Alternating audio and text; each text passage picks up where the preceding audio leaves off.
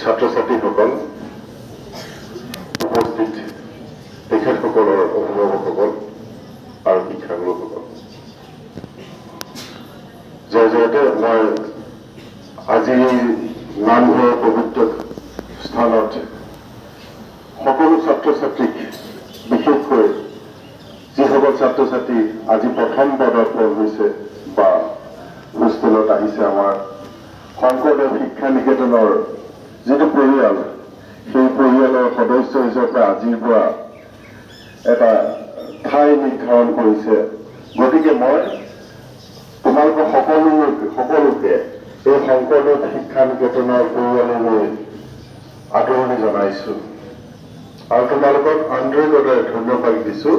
তোমালোকে যি বিশ্বাস আৰু সপোন লৈ আহিছা, সেয়া যেনে আজি ভগৱন্তই তোমালোকৰ সপোনবোৰ সফল কৰে। তোমালোকৰ লগতে তোমালোকৰ পিতৃ মাতৃৰ যি সপোন, যি আশা, সেয়া যাতে তোমালোকে সফল কৰিব পাৰা আৰু সেই তাকে ভগৱানে যদি তোমালোকক আশীৰ্বাদ প্ৰদান কৰে, তাক লৈ ভগৱানৰ ওচৰত প্ৰাৰ্থনা কৰিছো। লগতে আমি সকলোৱে প্ৰাৰ্থনা কৰিছো যে তোমালোকে শংকৰদেৱ শিক্ষা নিকেতনৰ পৰিয়ালৰ লগতে অসমৰ নিজৰ জেগা ঘৰৰ সকলোৰে সুনাম কঢ়িয়াই আনিবলৈ তোমালোকে সমৰ্থ হোৱা, সেয়াও ভগৱানৰ ওচৰত প্ৰাৰ্থনা জনাইছো। আমি আজি কিছুমান নতুন নিয়ম কাইলৈৰ পৰা আমি প্ৰাৰ্থনাত সংযোগ কৰিম। তোমালোকে যিহেতু আমাৰ ছাত্ৰ-ছাত্ৰীৰ সংখ্যা আমাৰ জোখতকৈ বেছি হৈছে নামঘৰত যিমানখিনি আছে, গতিকে আমি 5:15 পৰা ছোৱালীখিনিক আমি প্ৰাৰ্থনা কৰিম।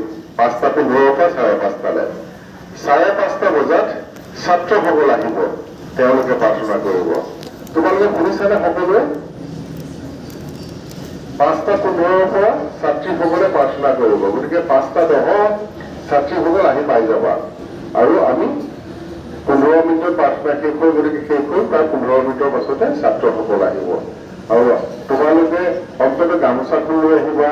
যিখিনিক আৰতিৰ কাৰণে দায়িত্ব দিয়া হয়, তেওঁলোকে নিজৰ দায়িত্ব পালন কৰিবা।